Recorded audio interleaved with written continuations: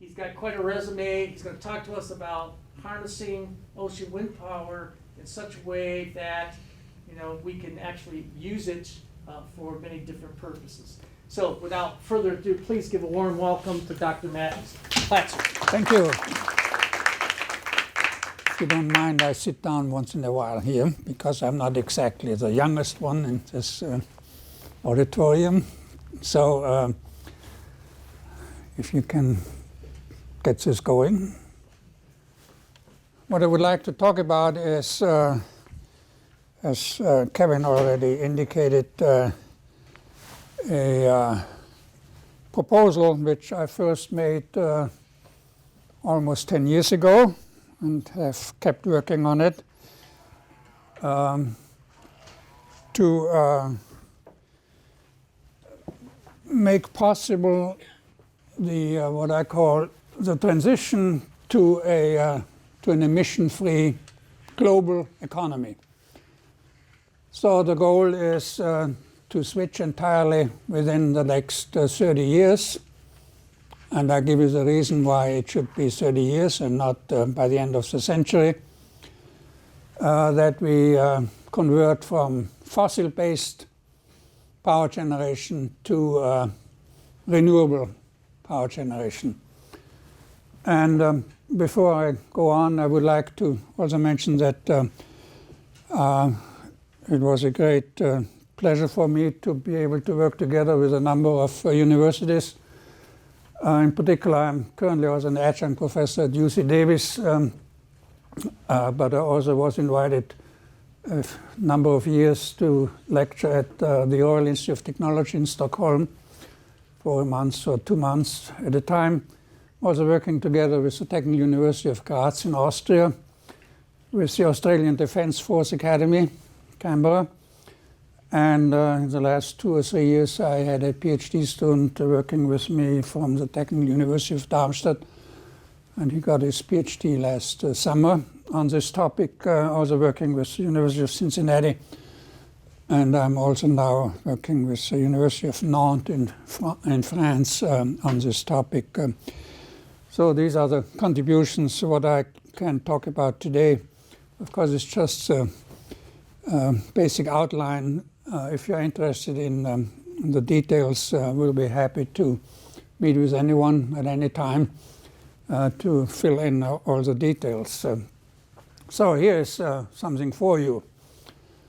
A message from the commander of Spaceship Earth. We don't have such a commander, of course, but just visualize that we have a commander of Spaceship Earth, and he calls back and says, Houston, we have a problem. So what is the problem? Next one. No, not that fast. Not one. I think there's another one, huh? Before that? No, that's it. That's it? Okay. So the basic problem which we have is the air conditioning system on Spaceship Earth is failing. And we have all sorts of indications that this is indeed true. What is the reason why we have such a problem? Well, we are increasing the carbon dioxide in the atmosphere quite a bit. And I'll show you the details of that. So what is the reason that this is a problem? So let me give you some basic physics about CO2. I didn't realize for many, many years that it's actually carbon dioxide that makes it possible for us to live on this planet. Why is that? Well, if we didn't have any carbon dioxide in our atmosphere, the temperature on our planet would be something like minus 18 degrees Celsius.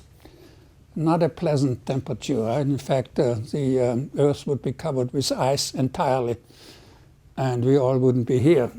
Now, how much CO2 is in the atmosphere? If you have a volume and you have 1 million molecules in that volume, you have a tiny amount of CO2 in that volume, namely out of 1 million, something like 280 molecules of carbon dioxide are going to regulate the temperature on Earth. And we had, for some 10,000 years at least, carbon dioxide of about 280 parts per million. This was the standard. And it had been fluctuating quite a bit before that. I will show you a figure to that one, to that extent too. Now, we have increased the carbon dioxide, and so if we keep increasing it, we have the greenhouse effect, meaning that whatever radiation we receive from the sun, most of that radiation goes back out to space. So there's a thermal equilibrium which has been established. And if you disturb this thermal equilibrium by, for instance, reflecting back some of that radiation which is supposed to go out, reflect it back to Earth, then it increases the temperature on Earth. Now the reflection, because we are increasing the heating on Earth, that radiation goes back at a low frequency. And that low frequency interacts with the molecules of the carbon dioxide and reflects it back to Earth. And so this is fundamental physics of the greenhouse effect. If we keep doing that, the temperature is going to rise. By the end of the century, at least something like 2 degrees or more than that, probably 3 to 4 degrees. If we're up to 6 degrees, then the game is definitely over. We cannot continue doing that. Next one. So a gentleman named Keeling at the Scripps Institute of Oceanography spent his career mostly on Mauna Loa in Hawaii at 14,000 feet in order not to have the influence of other pollutants. He went up to as high as possible, and he measured the CO2 in the atmosphere over the years. He started this at the beginning of his career in 1958. At that point, it was something like 315, and he kept going. The graph here is not updated yet. At 2006, he measured 390. Where are we today? Well, today we are at 408. So this curve keeps going up. These are solid measurements. There is no dispute about that. Next one. Now, what's the problem with CO2? Well, CO2 has the unfortunate tendency to stay in the atmosphere for a very long time. For instance, at the end of 100 years, you still have 40% of that CO2 in the atmosphere. If you wait another 1,000 years, it's still 20. So that stuff doesn't come down by itself all that easily. That is the problem. In contrast to other greenhouse gases, like methane, for instance, which is a much stronger greenhouse gas, actually. So the next one, you see the past history. Ice core drillings in Greenland and Antarctica have shown this kind of behavior. The middle one shows us a CO2 concentration as measured. Again, very good measurements. And it, as you can see, it fluctuated between less than 200, something like 180, all the way up to 300. Now, we are already out of range. We are past 400. So this is new territory, at least as far as the last 1,800,000 years is concerned. And of course, you have a fluctuation of the sea level and the temperature. Sea level can change by something like 100 meters due to this effect. So that's well established. Next one. Here you see the increase in sea level. It increased something like more than 20 centimeters, 6 inches. If you touch it a little bit, then you see. If you put a linear one through it, this, and now you see that the gradient increases as time goes on. Okay, so because of the increasing CO2 level, the rate of increase of the sea level, increase in CO2, the increase in sea level is going to increase quite a bit as time goes on. And what's most important and what many people don't know, stay with that, yeah. Next one. Okay, you have to repeat that. So there are so-called tipping points. And that is the important thing here.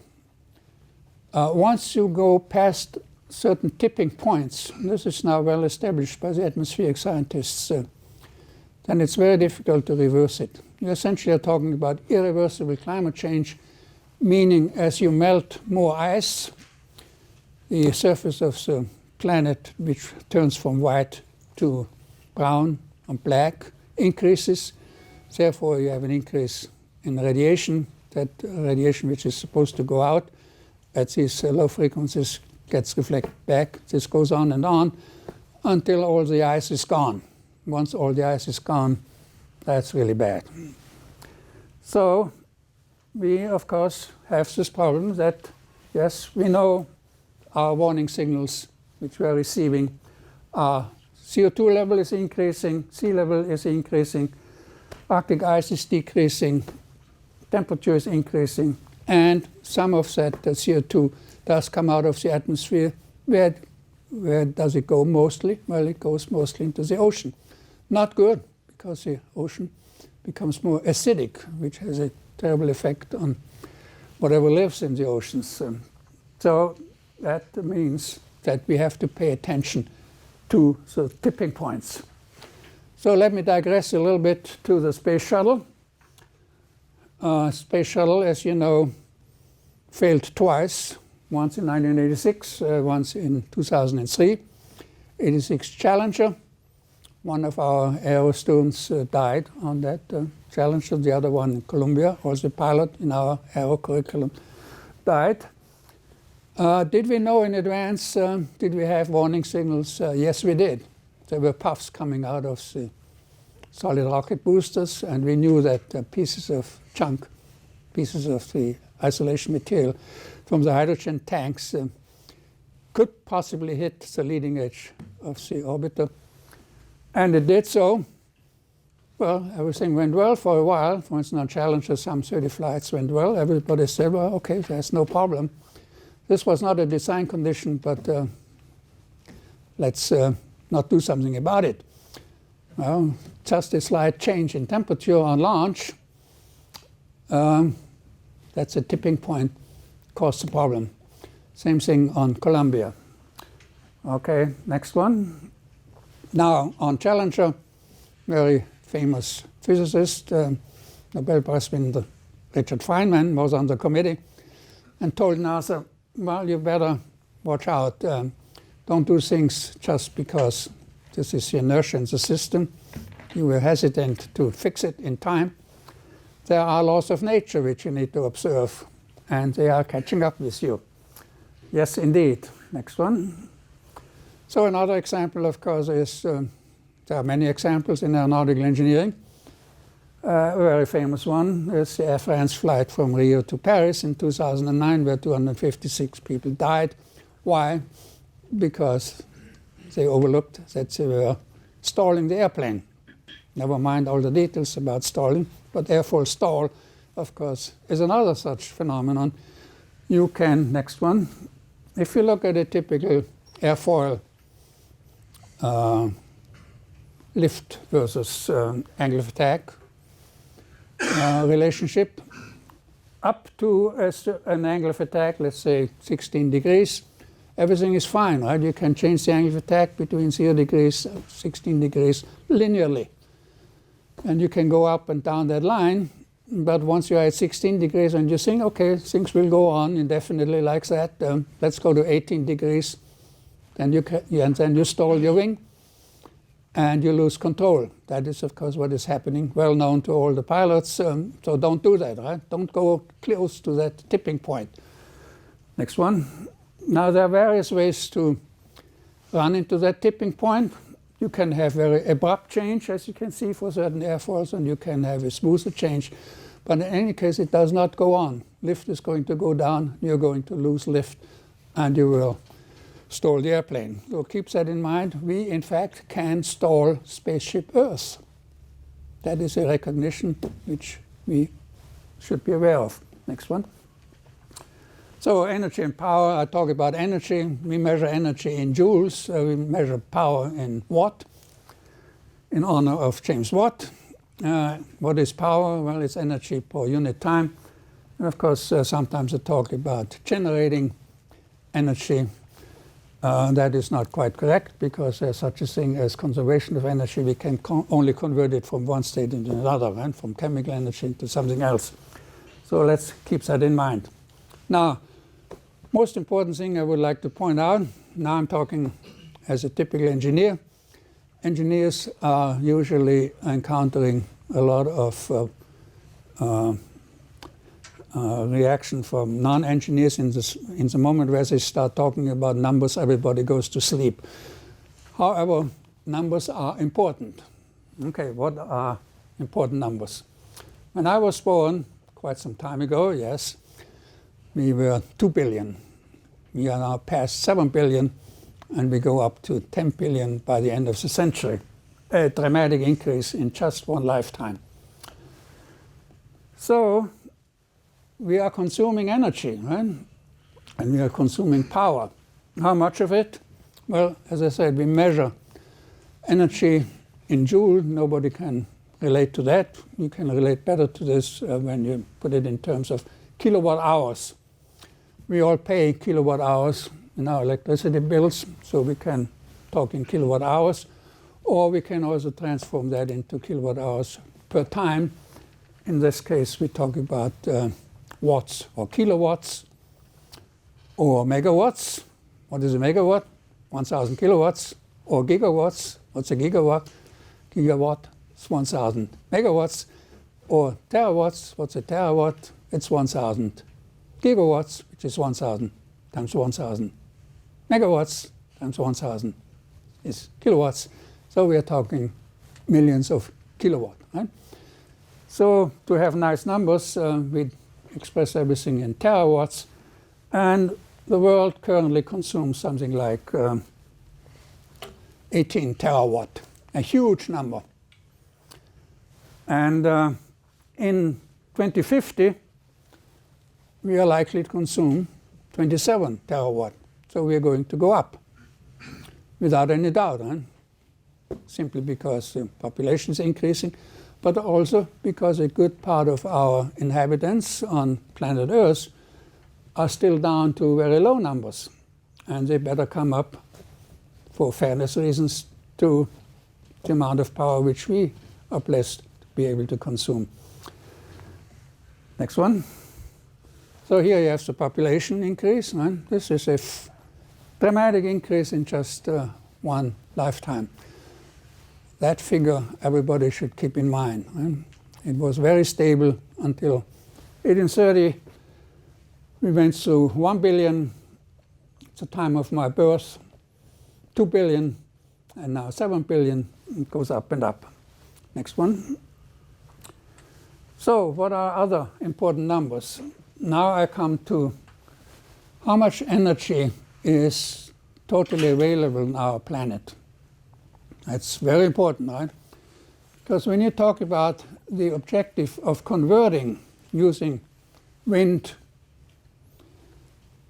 into usable power, the first thing which you need to know, of course, is do we in fact have enough energy on our planet to do this?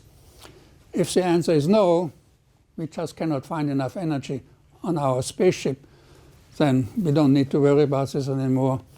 Just enjoy your life, and that's it, right? Because there's nothing we can do about it anymore. But I give you the number, and we are, of course, well aware of that. 70% of our planet is covered by water. And there's a lot of wind over the oceans. So how much wind power do we have over the oceans? A very conservative estimate is 251 terawatt. How much are we consuming? I just gave you the number, right? 18 terawatt at the moment, or go up to 27. It's 1/10 of what is available just over the oceans, never mind how much wind power is available over land. That should tell us something. Now, another other numbers, of course, are how much CO2 did we emit in 2010? Well, this we can add up, of course, and the numbers are available. I give you the number, which is 48 gigatons. Again, that's a number which may not mean much. It will go up in 2050 to 73. So how much are we as individuals putting out into the atmosphere? If you average it over all the 7 billion or more currently living, you end up with a number of 6.5 tons of CO2. Actually, we all here are emitting much more because we use a lot more than the average. So our numbers typically are 15 or 20 tons of CO2 per year. That's another number which is kind of interesting. Now, how much power is being generated by renewable energy methods? And the number currently is 13%. That is a power that does not put CO2 into the atmosphere. By 2050, with all the measures which are currently being looked at, the best estimate is that about 19% is going to be produced in 2050. Totally unsatisfactory to solve the problem. Totally unsatisfactory. Next one. Those numbers include hydro and nuclear? And that includes hydro and nuclear, yes. So typically you say 20%. Huh? So you consider nuclear part of your Well, nuclear is part of the, well, it's not exactly renewable, but essentially renewable, right? Yes. So there's another gentleman, Professor McKay at the University of Cambridge. His book is available on the internet. He did a very good job, in my opinion, to try to bring these things into clearer perspective. He says, let's individualize this. How much energy per person per day are we talking about? And so in Newton's days, Beethoven's days, whatever, right? Typical energy consumption was 20 kilowatt hours per day. What is it today? In Europe, depending on whether you drive a car or not, whether you use public transportation or not, somewhere between 125 to 175. Typically, American is using 250. If you live in Kuwait, it's more than 300, right? Because they have a lot of air conditioning. Canada is also quite up there. They need a lot of heating, right? So you're talking a factor of 10. How did we make that possible? Well, by burning coal, oil, first coal, then oil, now natural gas, a lot of it. All that puts CO2 into the atmosphere. This is how we did it, right? It came essentially for free. You only needed to drill a hole, and out came your energy. Wonderful, right? So we used it, of course. And we did that for the last 200 years. So, a lot of people, one of the gentlemen who warned us for the last 30 years is the former director of the NASA Goddard Space Center in New York, James Hansen, who I recommend to you to read this paper.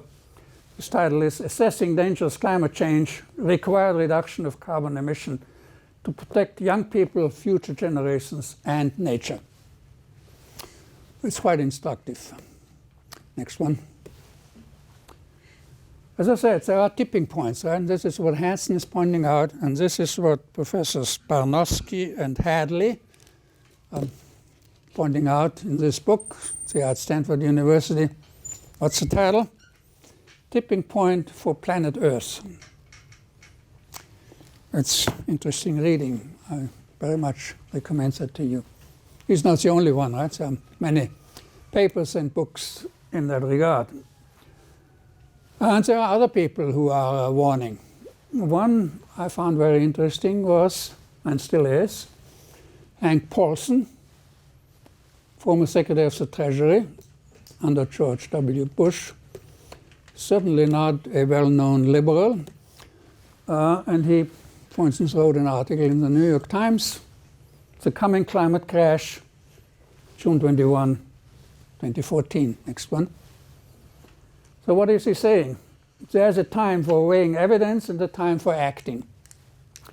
For too many years, we failed to rein in the excess is building up in the nation's financial markets.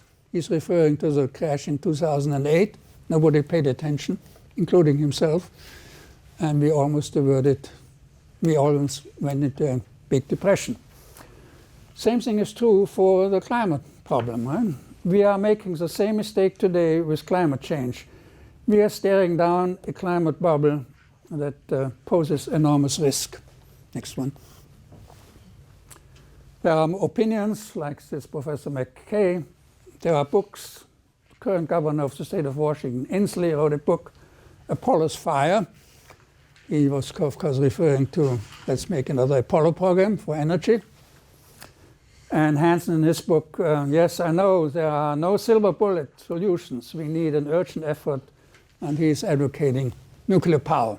He thinks that's a solution. Next one. So, do we have a crisis? Yes, we do. Right? There are plenty of people of standing, scientific standing in politics, who are saying, yes, indeed, we do have a crisis.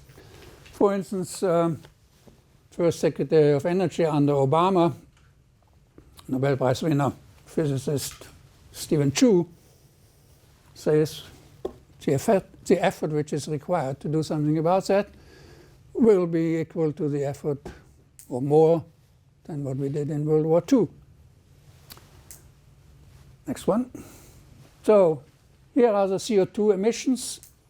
These are the projections. If we go on the way we have been doing so far, we will end up with, as I already said, with 70 gigatons of CO2. It will go up and up.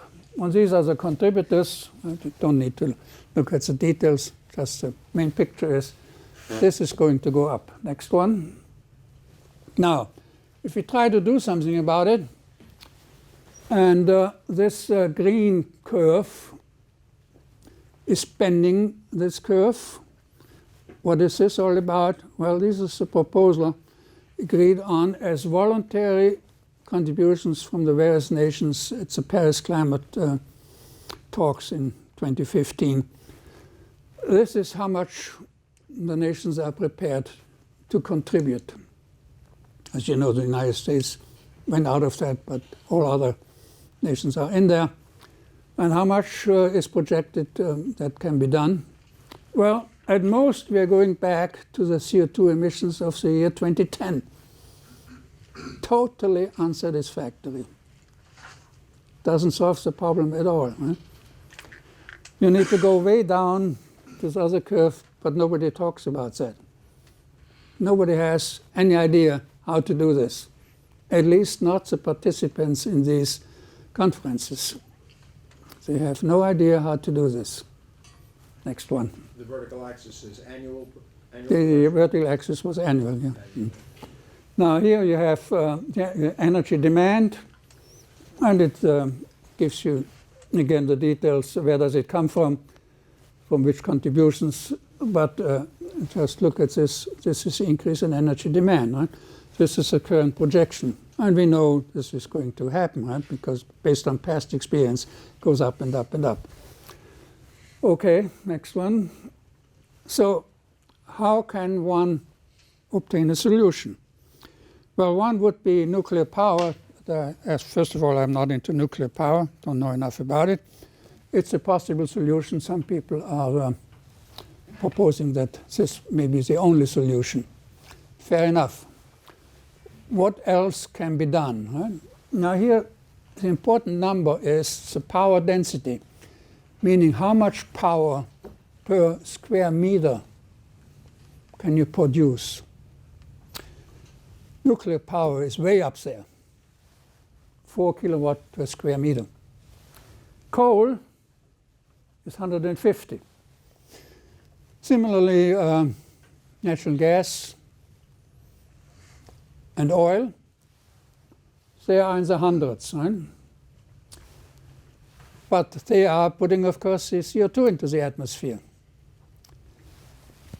Wind, solar are really the two major possibilities as far as renewable energy is concerned. What is the power density of wind and solar? Well, it's way down there. That is the problem, right? So the amount of power you can get out of a wind turbine is very small, unless you make it very big. A 5 megawatt wind turbine is very big. We are now talking about the largest one, which General Electric is now advertising, is 12 megawatts. Huh? Blades in the order of total diameter 250 meters. Huh? These are huge things. So that is where the problem is. It's a low power density. Another problem, and I don't have time to go into that, is now you got the power out of the wind turbine. You either use it right away or you lose it. So you need to be able to store that energy. Huge problem. Right? How is it presently being done to some extent?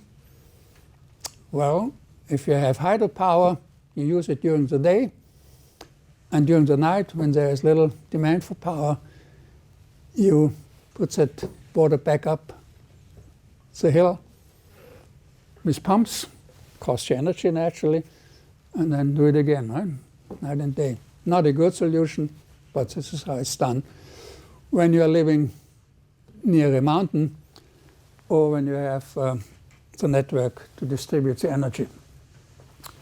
So this is the essential problem which you need to solve. Next one. This comes out of McKay. He went through this very nicely with all the possibilities. If you look on the right-hand side, and maybe that is a bit too complicated, he adds up all the various energy demands a normal human being in England, for instance, has. He drives a car, uses the airplane, heats his house, etc., cooks and whatever. Right? So this total adds up to the 150, 175 kilowatt hours per day, which I indicated. And these are the possibilities on the right-hand side, how to produce that power. And he comes out with the statement, well, unfortunately, wind turbines are not good neighbors. Right? We don't want them close to our house. And even offshore-based wind power runs into a lot of resistance. There's not all that much solar energy in England. So even if you were to use PV panels and solar panels or concentrating solar power plants, you don't get all that much out of it. In other words, you are running out of area. For that reason, in 2009, and I think this is on the next one, Europe had a proposal, and it was called the Desert Tech Initiative. McKay, of course, proposed, and many others took up that idea in Europe. If we can't generate our power in our own country, let's go elsewhere, let's import it. Where is the power? Well, it's in North Africa and in the Middle East. Huh? They have plenty of sun. So let's put concentrating solar power plants into that area. And let's get it back with special cables. That was supported by the in particular major German power companies, Siemens and so on. But in 2012, it dissipated. It was considered not feasible. Not only for technical reasons, but of course also for political reasons. Not a good idea to put it into Syria these days, right? Obviously. So that's not a solution. Next one, and by the way, here, that's also quite interesting. That comes out of McKay's book. The amount of area, if you were to put concentrating solar power plants into these areas, into North Africa, for instance, or the Middle East, the amount of area to provide all of Europe with power is as large as the total area occupied by Germany. Right? Think about that. Huh?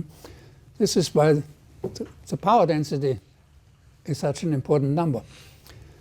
So it's easy to do this locally for a little bit of power, but if you are talking about solutions for a whole continent or for the whole globe, this is not the way to go, or a difficult way to go.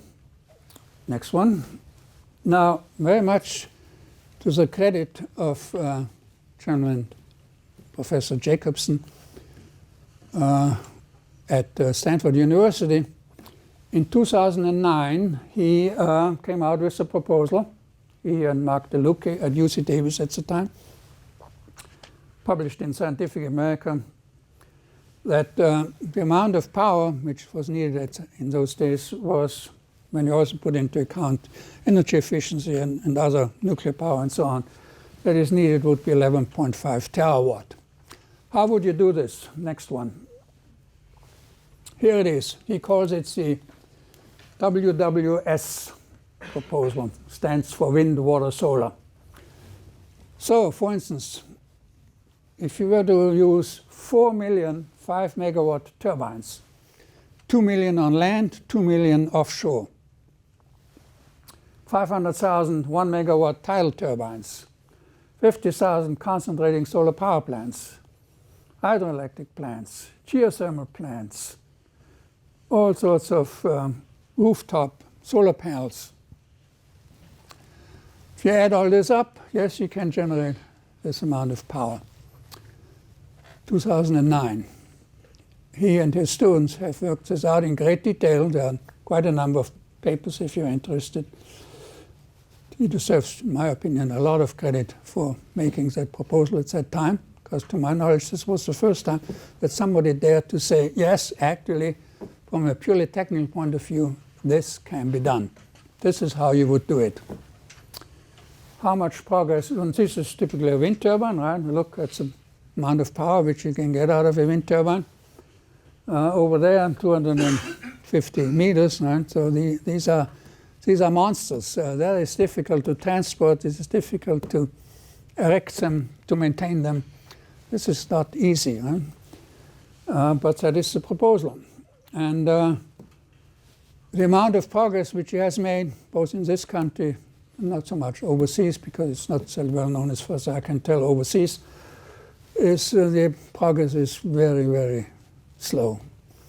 And what is the reason? Well, it's not just technical, right? It's economic and it's socio-political. And I will talk about that a little bit more. I still have until... You're good. You're good. I'm okay? Yeah. All right. So, next one. So that's a challenge for 2050. This is a well-posed, as I would call it, a well-posed engineering problem. It's as well-posed as the Apollo program. Why was it formulated that way by President Kennedy to meet the challenge of the Soviet Union? He recognized that you have to give a specific objective. And not only a specific objective, but you also have to give a specific deadline. So he said, well, let's put astronauts, American astronauts, on the moon by the end of the decade. And that concentrated the engineer's mind.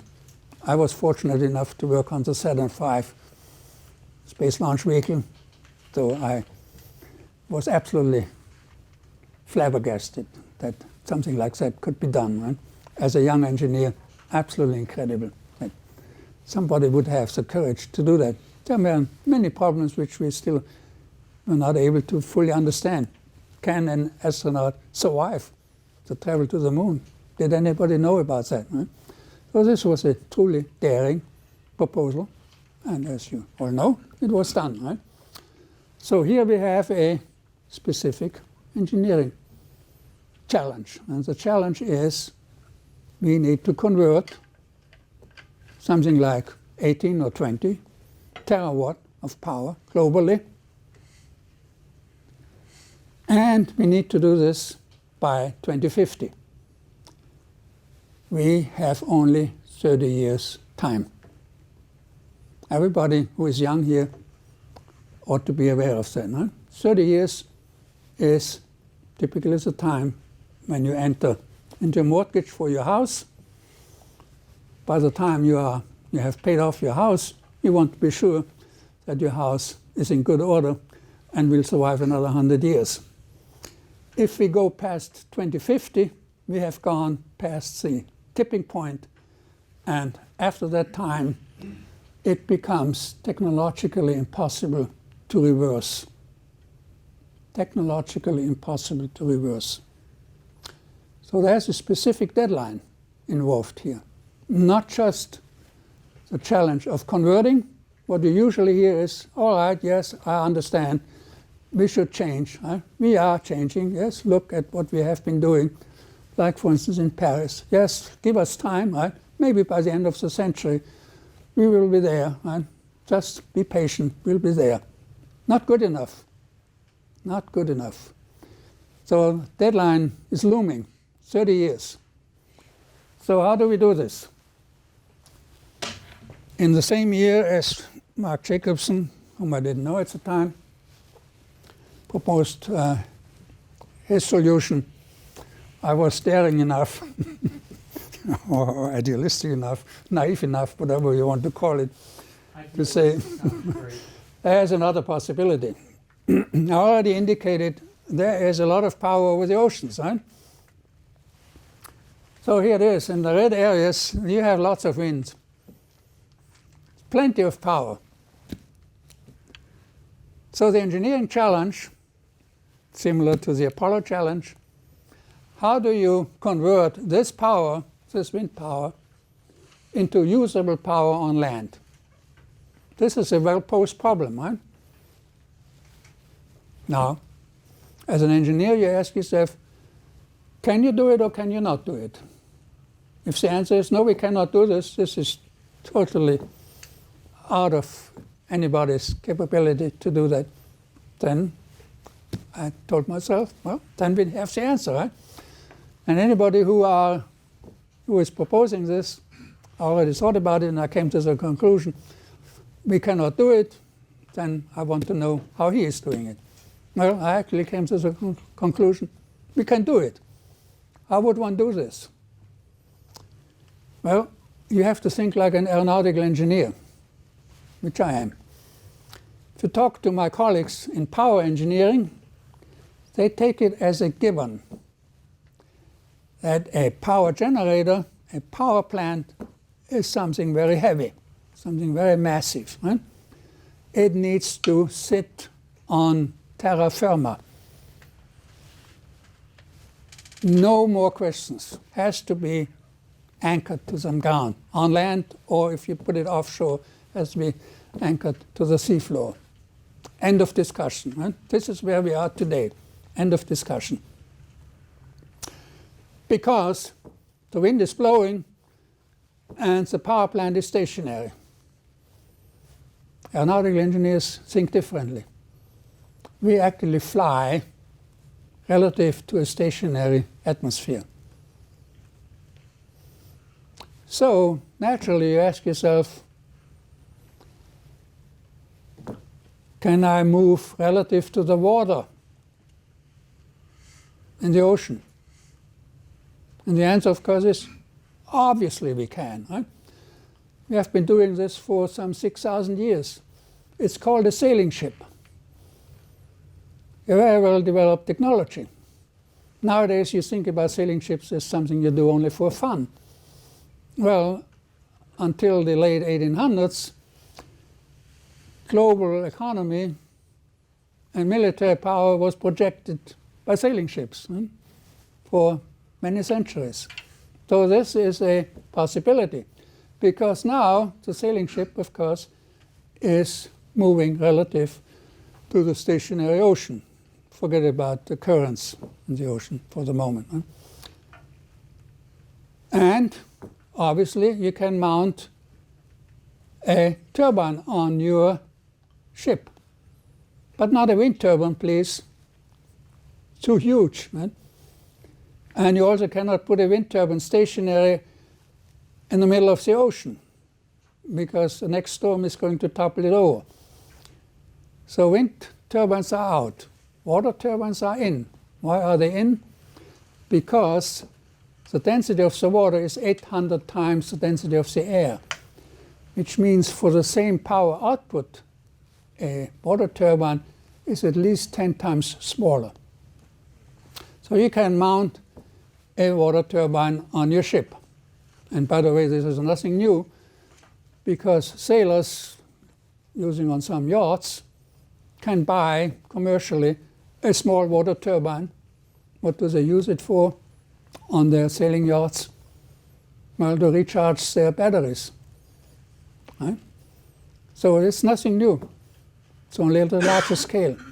So now you have your sailing ship, big one naturally, and you have your water turbine, big one, putting out 1 or 2 megawatt. What do you do with that electricity? Here you are, close to Antarctica. Your sailing ship is generating a lot of electricity. What do you do with that electricity? Electrolysis. Exactly, of course. Right?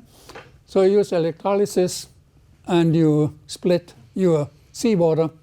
You have to desalinate it, which can be done, and you split it into hydrogen and oxygen, right? So this is the areas, for instance, the dashed areas where most of the wind is. In some cases, you are relatively close to the coast. And so what you do is, this is outlined here, right? You now have hydrogen and oxygen generated on your ship. Forget about the oxygen for the moment. It's a secondary consideration. Here you have your hydrogen. Next criticism is, what do you do with the hydrogen? It's the lightest element on Earth. You need a lot of volume to store that hydrogen, but of course you can use another well-known technology. You compress the hydrogen. So now you have compressed hydrogen in hydrogen tanks on your ship. And what do you do with that? Well, periodically you offload and bring it back to shore. What do you do with it on shore? Well, you can use it directly, and I think you'll see that in the next one. Here's the principle, right? Here's your ship, your sailing ship, electrolyzer, turbine, hydrogen storage, bring it back to shore, and either use the hydrogen directly or reconvert it into electricity, well-known technology, fuel cell or hydrogen power plants. And in that process, you also get quite a bit of water. So that's the process, that's the idea, and it all just is based on well-known technology. Nothing new, really. Next one. So this is my point, wind turbine versus water turbine. So a little water turbine down there is a lot smaller. Here's again the scheme, right? Wind goes into the sailing ship, goes into by electrolysis onboard storage of the hydrogen. Next one. So if you use large sailing ships, of course the question is how large? And if you have wind speeds available, which you do, in the order of 8 to 10 or 12 meters per second, then it takes something like, and I think mostly in terms of convoys. So if you have, for instance, in one convoy some 10 to 20 ships together, the output of such a convoy would be 10 to 20 megawatt. And now you can easily figure out how many such convoys would you need in order to generate your 18 terawatt. And the answer is in the order of 3 to 4 million convoys. If you do that in terms of actual ships, you need something like 30 to 40 million sailing ships. Yes, a huge number. Yes, true. But that's what it is. Huh? This is what the numbers tell you. Could the number come down? Yes, it can come down. I think that's the next one. Here's a way, of course, how the ship would look and how to bring down the numbers. It could be a conventional sailing ship, conventional sail. More modern ones have wing sails, rigid sails. And you have to increase the speed. Ship speed and power are in what relationship? if you increase the ship speed by a factor of 2, by how much do you increase the power output? Goes with the cube by a factor of 8. Speed is very important, right? So you need to have sufficiently high speed. How do you get that? Well, hydrofoils, right? And of course the latest in sail technology. So these are all nice problems for a hydroaeronautical engineer to work on, right? How do you optimize such a ship? That's what I'm working on now. Next one.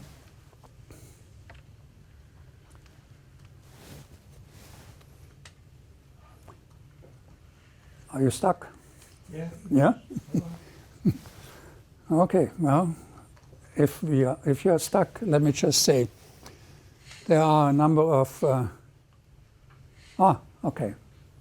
So these are the parameters you have to look at, right? One is wind speed, ship speed. How do you minimize the drag? No, can you go back? I think it's operating on its own. It's operating on its own, right? What is the total wetted area? What's the power coefficient? What's the drag coefficient? Because you have to pay for that. There is no free lunch, right? So the turbine, of course, causes additional drag. There's nothing you can do about it, right? Except to optimize your hydro turbine. But there's a limit to that, right? So you have to have enough sail area in order to overcome the drag of the ship and the drag of the power generator of the turbine. Yes, we know about that. We're working on that. Next one. So, for instance, and this is where I'm saying, 3 to 4 million convoys, 30 to 40 million ships. Each ship might have an output of 1 to 2 megawatt in order to have a sail area, to keep the sail area down to something like 3,000 or 4,000 square meters. These are the things, these are for the detail, for those people who are in engineering who are interested in the details. I can give you any amount of information on that. Next one. So what do you get? What are the advantages when you do ocean wind power versus land wind power? Ocean wind power is freely accessible. By this I mean you can, in fact, build your own energy ship, as I call them, right? And you can go out into international waters and nobody can do anything about it. This is why they are international waters. Nobody can prevent you from doing that. No community, no corporation, no local state or county, and certainly no nation state can be prevented from generating the hydrogen which they need by going out into international waters. And you get storable energy, in contrast to what you get from wind turbines on land, which you cannot store all that easily, unless you convert it into hydrogen. Same story, right? And it also gets you as a waste product water. And it is an abundant energy source. Next one. So, another advantage which you get, which is also very important, when we talk about a 5 megawatt wind turbine, we are not getting 5 megawatt per year. We are only getting 30 to 40% because there are times when there is no wind, right? That is what is called the capacity factor. For land wind turbines, it's somewhere around 30 to 35%. You go offshore, capacity factor goes up because there's more wind. It's good. This is the advantage for offshore wind turbines, but it's still relatively low, 40%. Can I get 60 or 70 or 80% in the right ocean areas? Yes, I can. Right? So the capacity factor goes up. Next one. So engineering feasibility is established. I have published quite a number of papers on that, also in the Journal of Energy. Total agreement that this is technically feasible. If I may use another 10 minutes, then sure. Yeah? Okay. So, what's the reception for such a proposal? There are, of course, two more very important considerations. One is economic feasibility, and the other one is what I call political feasibility. If you use the WWS system, land, wind turbines, etc., you are using existing technology, and the energy ship option also uses existing technology. So technically, everything is okay. Next one. Economic feasibility. That's an important point.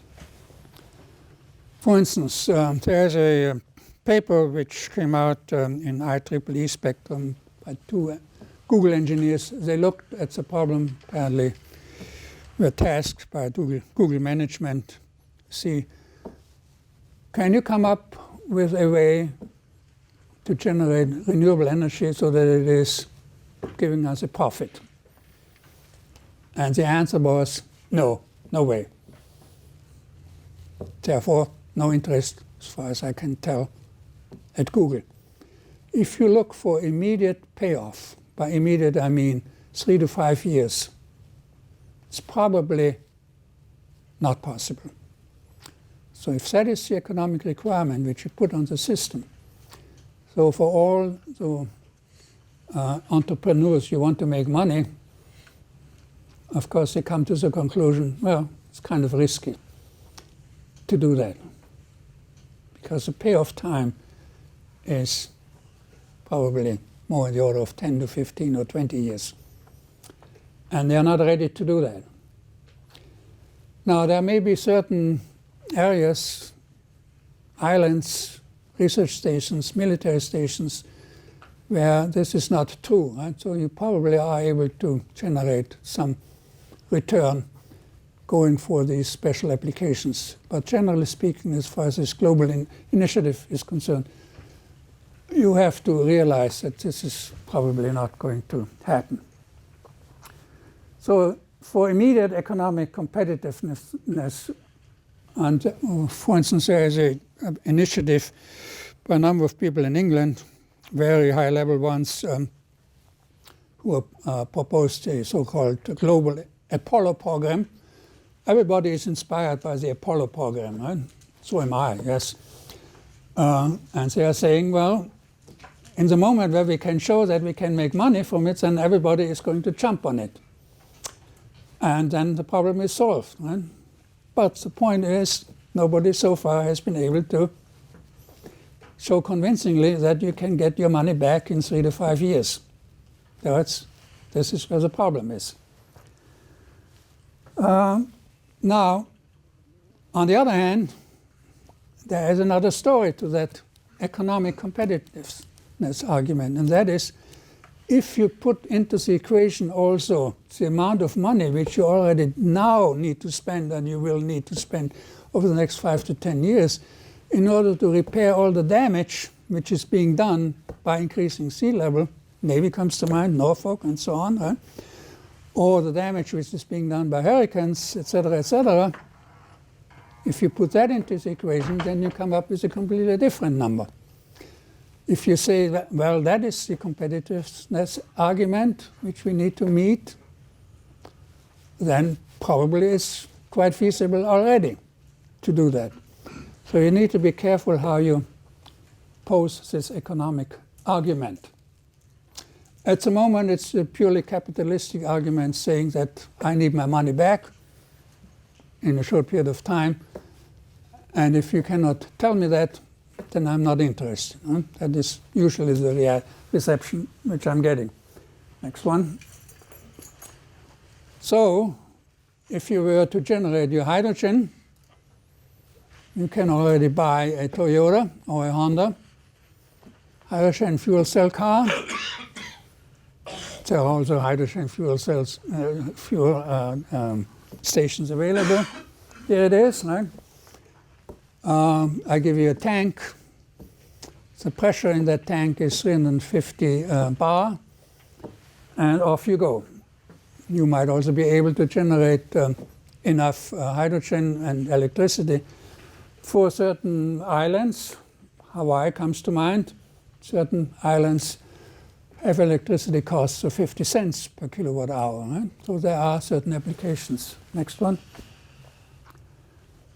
Now, this other factor is what I call social acceptability. And that is really, in my view, the major one. Because you have to do this in such a way that you can convince the public at large, and in particular all the politicians involved, that it is going to be supported by the majority of the people. And the argument is that if you do this with land-based power generation, renewable power generation, you have an enormous problem on your hand. Let me try an example. Not sure whether this goes over too well, but I'm thinking as a fluid mechanicist. Maybe you do too, right? A fluid particle is driven by three forces. It has a certain inertia. If there are no other forces acting on it, it will keep flowing at a given speed. If it is acted on by pressure forces, you can accelerate or decelerate your fluid particle. And there's another important force, and that is the friction on that fluid particle. If you have a lot of friction, then you're slowing down your fluid particle. Right? So these are the interaction between these three forces. What do you have in this system? A similar situation. You have a lot of inertia. You have a lot of invested special interests. They want to keep going. This is a huge investment which is already in the system. So it will want to keep going with this current momentum. How do you change that? Well, you need to have a sufficient force, pressure force, to change it. In military situations, why did people support immediately after the attack on Pearl Harbor, mobilizing? Well, this was a shock which generated a pressure on the population which would support an immediate mobilization and all the sacrifices involved. Right? Do we have a situation like that in energy? No, it goes so slowly. Right? So per year, you are not subjected to any shock. This is why we don't generate enough pressure in the system to make a reasonable change. But you also have an enormous amount of friction in the system. All the regulations will impede the implementation of any new such renewable power generation system, in particular land-based systems. It's quite understandable, right? So this friction effect plus the inertia effect on the system will more or less make sure that the changes which are occurring are so small that you cannot bend the curve. This is the situation which you have. Right? Now, if we had a dramatic change, dramatic rise in sea level, we probably could mobilize the population and say, let's do something about it within the next 10 years. Could we do something about this technically? Yes, absolutely. You can convert within 10 years to a renewable power generation system. So you need to keep in mind that you need to have acceptability. So unless you generate this amount of pressure in the existing political and social system, you're not going to get there. And so I'm trying to come up with what I call not just a capacity factor, which is well defined, but also an acceptability factor. Right? Do we know how much time it takes, for instance, to get a wind turbine, a land wind turbine approved? Well, we have that information. It takes years. Right? So you have a very low acceptability factor. You need a much higher acceptability factor. And I am saying operating an energy ship or many energy ships way down in areas where there is not even any ship traffic of any magnitude, that acceptability factor must be a lot larger, right? So certain organizations, certain maybe even nations who really want to implement something like that, who want to make themselves independent from oil, coal and gas, can in fact demonstrate that something like that can work because, as I said now a number of times, this can be done without having to pay attention to the social and political restraints that keep down proposals such as the one by Jacobson to build more wind turbines and concentrating power plants. So one more, I guess. This is what I talk about, the acceptability factor. Next one. So, as I said, right, World War II, quick response. Sputnik, quick response. Because this was really a military type of response. It was kept peaceful, but of course we wanted to counter the Soviet challenge. Can it be done in certain nations? For instance, France has shown it can be done using nuclear power. Say it transitioned within 15 years with the electricity production going nuclear. So yes, it can be done. Next one. So I would say, and that's the way I'm going right now, is since I cannot get any funding naturally for huge sailing ships costing millions of dollars, let's start small. Let me start with a small sailboat, a demonstrated sailboat, and go up from there. Next one. I'm currently talking or working together with a number of students for their fourth-year project at UC Davis for their design project. Let's take a small laser sailboat. There's a small model this size. It's a model laser boat. Let's make it autonomous. It's a nice challenge for them. And let's put hydrofoils on it. And let's demonstrate it. I also have a real size laser boat, 7 square meter sail area. And let's do the same thing for that laser boat. How much power do I get out of 7 square meter? Very little, right? Yes, but I can at least now go to actual hardware demonstration. As I said, I have a number of papers which I could share with you if you're interested. And so I'm trying to do this now by starting small. This is what I call the bottom-up approach. If there are any thesis students who would like to contribute to that, you're welcome. And it's not just the engineering aspects, it's also the economic and the socio-political aspects.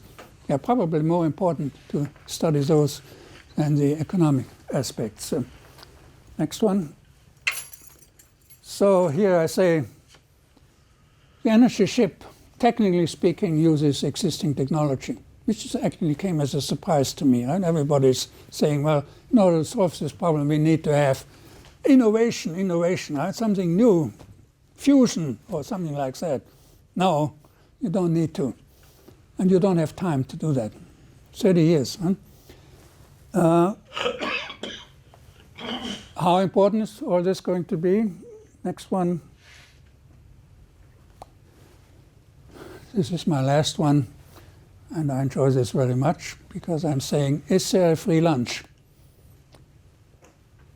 And the answer is yes and no. Up to now, let's not forget, we all, our generation, my father and grandfather's generation, we all had a free lunch. We went from 20 kilowatt hours per person per day to 200 or more in 200 years, essentially for free. Because we used resources which essentially came out of the surface of the earth, right? Essentially in the beginning at no cost at all. If we had put the requirement early on that you are not allowed to put CO2 into the atmosphere,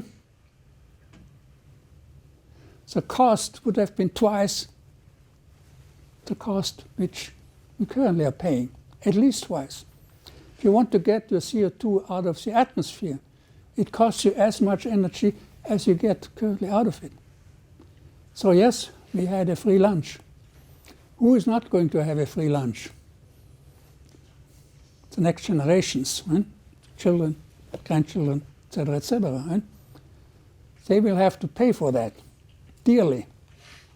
So in that sense, it's not a free lunch. We need to keep that in mind. And so I'm usually ending by quoting a professor at UCLA who has written a book called Collapse. You can find it still, came out a few years ago. I see it still at various airports.